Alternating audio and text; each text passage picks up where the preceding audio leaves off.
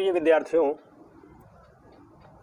भारतीय काव्यशास्त्र में काव्य का स्वरूप या काव्य का लक्षण यह महत्वपूर्ण प्रकरण है। अलग अलग विश्वविद्यालयों में काव्यशास्त्र का अध्ययन अध्यापन किया जाता है। डॉक्टर राम मनोहर लोहिया अवध विश्वविद्यालय अयोध्या के अंतर्गत एमए पूर्वार्ध हिंदी में तृतीय प्रश्न पत्र के अंतर्गत काव्यशास्त्र और साहित्यालोचन को रखा गया है, जिसका सबसे पहला प्रकरण काव्य का स्वरूप है, काव्य का लक्षण है। आज मैं आप लोगों से काव्य के लक्षण पर बात करूंगा। जब हम भारतीय काव्यशास्त्र कहते हैं तो उसका मूल स्रोत संस्कृत है। भारतीय काव्यशास्त्र में 2000 साल से अधिक समय तक काव्य पर, साहित्य पर विद्वानों द्वारा चर्चाएं हुई हैं। प्राचीन भारतीय वाङ्मय में आप देखेंगे तो साहित्य और काव्य ये दोनों समानार्थक रूप में प्रयुक्त होते हैं। वहाँ काव्य शब्द अत्यंत व्यापक अर्थ रखता है। जो छंदों से बंधी हुई रचनाएं कर रहे हैं, यानी पद्यात्मक रचनाएं कर रहे हैं, और जो छंद मुक्त यानी जो जिसको आचार्य विश्वनाथ में बाद में कहा कि वृत्त गंधोज्झितम गद्यम, तो जो वृत्त रहित रचनाएं कर रहे हैं यानी गद्य में लिख रहे हैं, वे सब के सब काव्य के अंतर्गत। बाणभट्ट जो बहुत बड़े गद्य लेखक हैं, वो भी महाकवि हैं।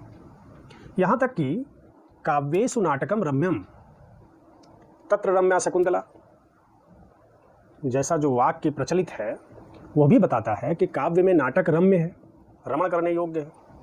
मतलब ये हुआ कि काव्य शब्द वहाँ साहित्य की सभी विधाओं के लिए प्रयोग में लाया जाता था। धीरे धीरे साहित्य शब्द बाद में आया और वह अलग अलग रूपों के लिए समवेत रूप में प्रयोग किया गया।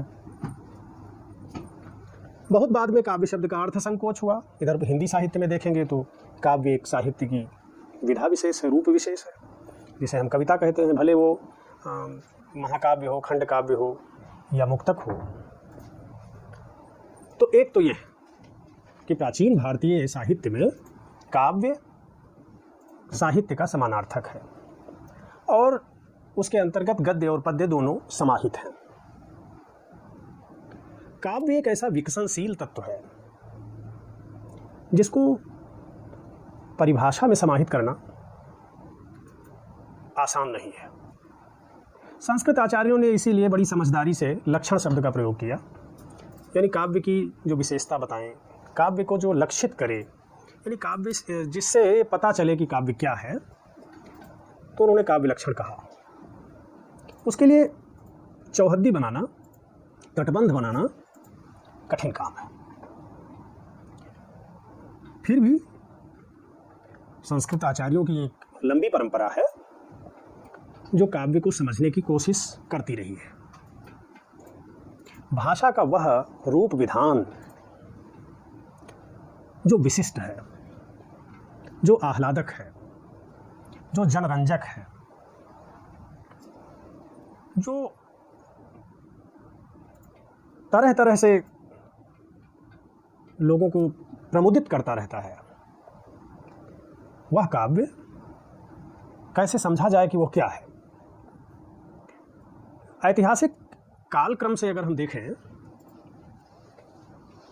तो आचार्य भरत मुनि, जिनका समय ठीक ठीक निश्चित नहीं है, लेकिन विद्वानों ने दूसरी सदी ईसा पूर्व से लेकर और 200 ईस्वी तक उनके समय को स्थिर किया है, यानी विक्रमी संवत के आसपास 100 साल इधर 100 साल उधर, वो उनका कालखंड माना जाता है। और उन्होंने नाट्यशास्त्र जैसी महान पुस्तक की रचना की, जिसको इसके महिमा को बताते हुए पंचम वेद भी कहा गया उसे, कि पांचवा वेद है। नाट्यशास्त्र में नाटक के अंगों उपांगों का, नृत्य का, कलाओं का इतना विस्तार से वर्णन उन्होंने किया है कि उनकी मेधा को प्रणाम करना पड़ता है। परवर्ती आचार्यों ने बहुत आदर के साथ आचार्य भरत का नाम लिया है। आप देखेंगे नृत्य का एक प्रकार ही है भरतनाट्यम, और यह बात गौर करने की है कि किसी भी अनुशासन का शास्त्र तब विकसित होता है जब वह रूप या वह अनुशासन समृद्ध होता है या पूरी तरह से विकसित हो चुका होता है। कहने का मतलब यह है कि भारत में साहित्य की कितनी प्राचीन परंपरा रही है। नाटक पर शास्त्र लिखा गया अगर विक्रमी संवत के आसपास, यानी उसके पहले, उसके 5-6 शताब्दी पहले से नाटक प्रचुर परिमाण में लिखे गए, संस्कृत में भी, पाली और प्राकृत में भी, जिससे आचार्य भरत को नाट्यशास्त्र लिखने में आसानी हुई। तो अब मैं आचार्य भरत मुनि क्या कहते हैं काव्य के बारे में, काव्य लक्षण के संबंध में, जो प्राचीनतम आचार्य है। उन्होंने काव्य की परिभाषा या काव्य का लक्षण सीधे सीधे नहीं दिया है। कहीं पर वो रस की चर्चा करते हुए नहीं रसादृते कश्चिद अर्थः प्रवर्तते कहा कि रस के बिना किसी अर्थ का प्रवर्तन नहीं होता। 36 लक्षण उन्होंने गिनाए काव्य के, और एक जगह है अभिनेता की दृष्टि से नाटक पर बात करते हुए आचार्य भरत मुनि कहते हैं कि मृदु ललित पदाढ़्यम गूढ़ शब्दार्थहीनम जनपद सुख बोध्यम युक्तिमन नृत्य योज्यम स भवति शुभ काव्यम नाटकम प्रेक्षका नाम। वो नाटक के संबंध में बात करते हुए कहते हैं कि कोमल कांत पदावलियों का प्रयोग, मृदु ललित पदाढ़्यम, कोमल और ललित पदावलियों का प्रयोग, कठिन शब्दार्थों से रहित होना, गूढ़ शब्दार्थहीनम, जनपद सुख बोध्यम, एक विशाल जन समुदाय के लिए जो सुबोध हो, जो आसानी से समझ में आ सके, जनपद सुख बोध्यम, युक्ति मन नृत्य योज्यम, बीच बीच में मनोरंजन के लिए नृत्य की योजना की जाए, संधि संधान युक्तम, संधियों की योजना की गई हो, युक्तिपूर्ण ढंग से नृत्य की योजना और नाट्य संधियों का सम्यक विन्यास किया गया हो। नाटक पे 5 कार्यावस्थाएं होती हैं, 5 संधियां होती हैं, प्रारंभ, प्रयत्न, प्राप्त्याशा, नियताप्ति और फलागम, बीज, बिंदु, पताका, प्रकरी और कार्य। तो एक नाटककार को चाहिए कि वह इन संधियों का सम्यक समावेश करे। और वह कहते हैं कि जब यह सब होता है तो नाटक प्रेक्षागार में दर्शकों द्वारा सराहा जाता है और वह शुभ काव्य बनता है। स भवति शुभ काव्यम नाटकम प्रेक्षका नाम। प्रेक्षका नाम यानी जो दर्शक हैं, दर्शकों के लिए वह सुंदर काव्य बनता है। यहाँ गौर कीजिए, काव्य शब्द का प्रयोग भरत मुनि करते हैं, जबकि बात नाटक के संदर्भ में कर रहे हैं, यानी काव्य के अंतर्गत ही नाटक भी एक विधा उस समय थी। तो आचार्य भरत मुनि ने मुख्य रूप से 6 बातें बताई। मृदु ललित पदावली, कोमल और ललित पदावलियाँ हों, दुरूह शब्दों से बचना चाहिए नाटककार को। ऐसा नहीं करना चाहिए उसे कि अपने संवादों में ऐसे शब्दों का वो प्रयोग कर दे जिसके लिए दर्शक को शब्दकोश खोलने की ज़रूरत महसूस हो, तो रसभंग हो जाएगा। इसलिए गूढ़ शब्दार्थहीनम, क्लास के लिए ना लिखा जाए नाटक, मास के लिए लिखा जाए। जनपद सुख बोध्यम, एक बृहत्तर जन समुदाय को सुखपूर्वक समझ में आए। युक्तिपूर्वक नृत्य की योजना, यानी बीच बीच में आप देखेंगे कि फिल्में भी बनाई जाती हैं तो एक कहानी चल रही होती है, मूल कथा चलती है और बीच बीच में मनोरंजन की छौंक लगाता है फिल्म निर्माता, बीच बीच में गीत और नृत्य की योजना की जाती है। संधियों का सम्यक समावेश, कैसे स्वाभाविक परिणति कथा की आगे हो रही है, बीच बीच में कहाँ कैसे उतार चढ़ाव देना है, एक सफल नाटककार को इन सभी बातों का ध्यान रखना पड़ता है। तो आचार्य भरत ने इस तरह से काव्य लक्षण नाटक के संदर्भ में दिया। अगले आचार्य हैं भामा, जो 6वीं सदी के आचार्य हैं और उनकी महत्वपूर्ण पुस्तक है काव्यालंकार। आचार्य भामा को ही अधिकांश काव्यशास्त्रियों ने, काव्यशास्त्र के इतिहास लेखकों ने व्यवस्थित रूप से पहला काव्यशास्त्री माना है। अपनी पुस्तक काव्यालंकार में काव्य का लक्षण देते हुए उन्होंने सूत्र रूप में अपनी बात कही। उन्होंने कहा, शब्दार्थौ सहितौ काव्यम। शब्द और अर्थ का साहित्य ही काव्य है। शब्द और अर्थ की सहितता या शब्द और अर्थ का सहभाव ही काव्य है। ये वाक्य सामान्य रूप से किसी को भी चौंका सकता है। बाद के समीक्षकों ने कहा कि अगर इस परिभाषा को, इस काव्य लक्षण को स्वीकार कर लिया जाए तो वांग्मय का, वाणी का समस्त प्रपंच काव्य बन जाएगा। डॉक्टर देवेंद्र नाथ शर्मा कहते हैं कि वाणी का समस्त प्रपंच इस काव्य लक्षण में समाहित हो जाता है काव्य के अंतर्गत। इसी तरह से अलग अलग आलोचकों ने, समालोचकों ने आचार्य भामह के इस काव्य लक्षण की मीमांसा की है। और आचार्य भामह जैसा समृद्ध विचारक और चिंतक ऐसी भूल कैसे कर सकता है कि वो ये कहे कि जहाँ जहाँ शब्द और अर्थ दोनों एक साथ आते हैं वो काव्य है। तो आचार्य भामह के इस सूत्र काव्य लक्षण को, सूत्र में कहे गए काव्य लक्षण को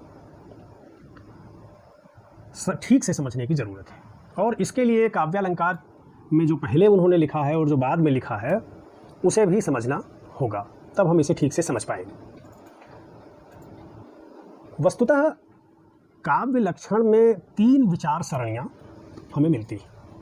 एक विचार सरणी वह है जो शब्दों को अधिक प्रधान मानकर चलती है। वो कहती है कि शब्द ही मुख्य है। दूसरी विचार सरणी है जो शब्द को महत्वपूर्ण न मान करके अर्थ को महत्वपूर्ण मानती है। या ये कहें कि दूसरी विचार सरणी शब्द और अर्थ दोनों को साथ लेकर चलती है, जिसके प्रतिनिधि आचार्य भामह है। और तीसरी विचार सरणी है जो रस को केंद्र में लेकर अपनी बात करती है। आचार्य भामह शब्दार्थ को केंद्र में रखकर अपनी बात कहते हैं। वे अलंकारवादी आचार्य हैं, अलंकार सिद्धांत के प्रतिष्ठापक हैं। बहुत समृद्ध काव्य सिद्धांत के रूप में अलंकार सिद्धांत सामने आया। आचार्य भामह अपने पूर्ववर्ती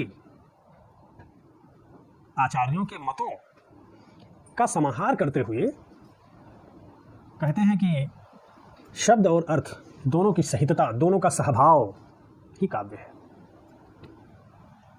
इस संबंध में दो मुख्य बातें हैं। एक ये है कि शब्दालंकार और अर्थालंकार जहाँ दोनों अपनी उत्कृष्टता के साथ आए, काव्य वहाँ घटित होता है। मतलब ये हुआ कि शब्द से आशय शब्दालंकार का है, अर्थ से आशय अर्थालंकार का है। और आचार्य भामह सूत्र रूप में अपनी बात कहते हैं, पर वह शब्द के जरिए शब्दालंकार और अर्थ के जरिए अर्थालंकार को व्यक्त करना चाहते हैं। यानी जिस पंक्ति में, जिस छंद में शब्दालंकार और अर्थालंकार दोनों सहभाव रूप में आए, साथ साथ आए, सहितता वहाँ पर हो, वह काव्य है। कुछ आचार्यों ने विश्लेषण करते हुए कहा कि शब्द और अर्थ तुल्य कोटिक महत्व के हों, समान महत्व के हों। ऐसा ना हो कि अर्थ की दृष्टि से तो वो बहुत ठीक हैं, अर्थ गौरव है उनमें, अर्थ गांभीर्य है, अर्थ लालित्य है, मगर शब्द महत्वपूर्ण नहीं है, वर्ण संघटना ठीक नहीं है, तो काव्य नहीं बनेगा। काव्य वहीं उपस्थित होता है जहाँ शब्द और अर्थ सुंदरता के मामले में स्पर्धा करते हुए आते हैं। शब्द कहता है मैं अधिक सुंदर हूँ, अर्थ कहता है मैं अधिक सुंदर हूँ, काव्य वहाँ उपस्थित होता है। तो इस तरह से आचार्य भामह का ये सूत्र रूप में जो काव्य लक्षण है वो गहरी मीमांसा की मांग करता है। यही वजह है कि कई विश्लेषकों को इसमें अतिव्याप्ति दोष नजर आया है। भामह के बाद अगले आचार्य हैं दंडी। आचार्य दंडी की पुस्तक का नाम है काव्यादर्श। दंडी भी अलंकारवादी आचार्य हैं और काव्यादर्श पुस्तक में उन्होंने अलंकारों के संदर्भ में स्पष्ट रूप से कहा कि अलंकार काव्य के शोभाकारक तत्व हैं। काव्य शोभाकरान धर्मान अलंकारान प्रचक्षते। काव्य के शोभाकारक तत्वों को अलंकार कहा जाता है। आचार्य दंडी अलंकारों पर विशेष जोर देते हैं। उनका ये कहना है कि बिना अलंकार के काव्य कैसे लिखा जा सकता है। आलोचकों ने इसकी मीमांसा करते हुए कहा कि जो काव्य का बहिरंग तत्व है उसको दंडी ने इतना महत्व दे दिया है। दंडी के बाद अगले आचार्य वामन हैं, जिनकी पुस्तक का नाम है काव्यालंकार सूत्रवृत्ति। भामा की पुस्तक का नाम काव्यालंकार था, ये ध्यान देने की बात है, और आचार्य वामन की पुस्तक का नाम काव्यालंकार सूत्रवृत्ति है। नाम में ही अलंकार शब्द है। आचार्य वामन अलंकारवादी आचार्य हैं। यह जरूर है कि उन्होंने काव्य की आत्मा को समझने के क्रम में रीति को काव्य की आत्मा कहा, रीतिरात्मा काव्यस्य, और काव्य गुणों को विशेष महत्व दिया। रीति क्या है इसको कहते हुए उन्होंने कहा विशिष्ट पद रचना रीति है, और फिर विशिष्ट क्या है इसको समझाते हुए उन्होंने कहा विशेषो गुणात्मा, यानी जो गुण है ये गुण ही विशिष्ट के मूल में हैं,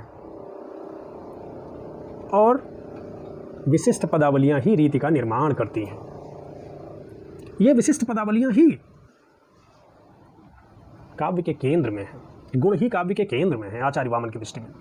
लेकिन अलंकार का महत्व बताते हुए वे कहते हैं कि काव्यम ग्राह्यम अलंकारात्, काव्य अलंकारों के कारण ही ग्रहण करने योग्य बनता है। यानी अगर अलंकार नहीं है तो काव्य ग्रहण करने योग्य ही नहीं है, अर्थात अलंकार के अभाव में काव्य की सत्ता ही नहीं है। अगली बात वो करते हैं कि सौंदर्यम अलंकारः, सौंदर्य ही अलंकार है। ये बात थोड़ा ध्यान देने की है कि दंडी के लिए अलंकार शोभाकारक तत्व हैं, वामन के लिए शोभाकारक तत्व नहीं है। उन्होंने और अधिक महत्व दिया अलंकार को, और उन्होंने कहा कि सौंदर्य ही अलंकार है, यानी अलंकार को सौंदर्य का पर्याय बताया उन्होंने।